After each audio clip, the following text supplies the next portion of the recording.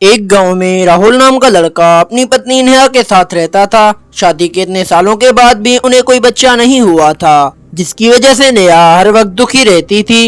एक दिन राहुल शाम को घर आता है। नेहा बहुत गुस्से में होती है।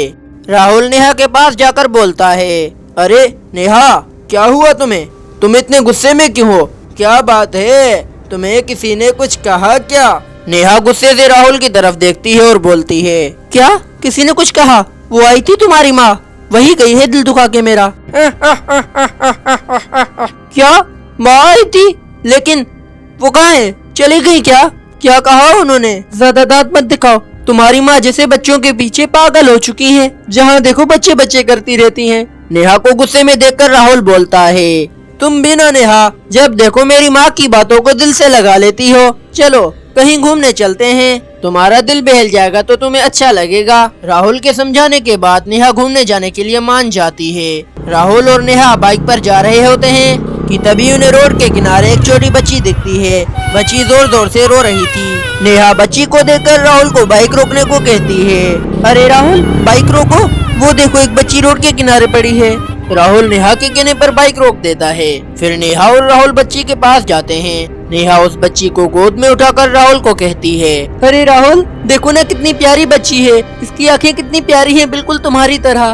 काश मेरे पास भी इतनी प्यारी गुड़िया होती। राहुल इतनी प्यारी बच्ची को अकेला देखकर सोच में आ जाता है और नेहा को बोलता है, नेहा चलो चलते हैं यहाँ से। यहाँ इतनी प्यारी बच्ची, वो भी अकेले, मुझे कुछ समझ नहीं आ रहा। मैं तो कहता हूँ यहाँ से चलते हैं। नेहा को राहुल की बात पर गुस्सा आता है और वो राहुल को बोलती है, राहुल तुम कितने खुदगर्ज हो, इतनी प्यारी बच्ची अकेले रोड पर पड़ी है और तुम इसे छोड़कर जाने की बात कर रहे हो। तुम्हें जाना है तो जाओ, मैं इस प्यारी बच्ची को छोड़ के नहीं जाऊंगी। नेहा के जिद के आगे राहुल हार जाता है और वो बच्ची को लेकर घर आ जाते हैं। उनके जाते ही वहाँ पर एक चुड़ैल आ जाती है जो उनके बाइक का पीछा करने लगती है। वो दोनों उस बच्ची को घर के अंदर लेकर आ जाते हैं। बच्ची फिर से रोना चालू कर देती है। ओहो, ये तो फिर रो रही है, क्या करूं? राहुल तुम ही बताओ ना, मुझे तो कुछ समझ नहीं आ रहा। मैंने तो तुम्हें पहले ही कहा था इस बच्ची को मत उठाओ, मगर तुमने मेरी एक ना मानी। अब मुझे क्या पता इस बच्ची का क्या करना है। फिर राहुल वहाँ से चला जाता है और नेहा बच्ची को लेटाकर उसके लिए दूध लेने चली जाती है। तभी वहाँ एक चुड़ैल आ जाती है और बच्ची को गोद में उठा लेती है। बच्ची चुड़ैल के गोद में आकर एकदम से सो जाती है। तभी नेहा के आने की आवाज आती है और वो चुड़ैल एकदम से गायब हो जाती है। नेहा कमरे में आती है और बच्ची को सोया देखकर हैरान हो जाती है। अरे वाह, मेरी प्यारी बच्ची दूध पिए बगैर ही सो गई, शायद थकी हुई थी। कोई बात नहीं, सुबह दूध पिला दूंगी। उसी रात नेहा और राहुल सो रहे होते हैं। बच्ची उन्हीं के बीच सो रही होती है। तभी चुड़ैल वहाँ आकर बच्ची को उठा लेती है और बाहर आंगन में ले जाकर टहलने लगती है। तभी नेहा की आंख खुल जाती है और अपनी बच्ची को ना पाकर राहुल को जगाते हुए बोलती है, उठो उठो राहुल, देखो बच्ची कहाँ है?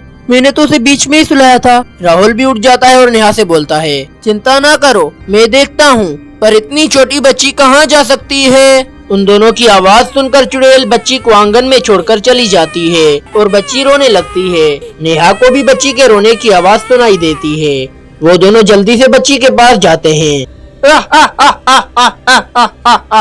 तुम भी ना नेहा, फालतू में ही चिंता करती हो। ये रही बच्ची।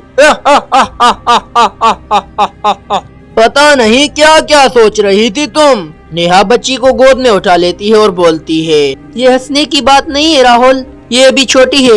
ये छोटी बच्ची आंगन में कैसे जा सकती है? ये बात मुझे समझ में नहीं आई।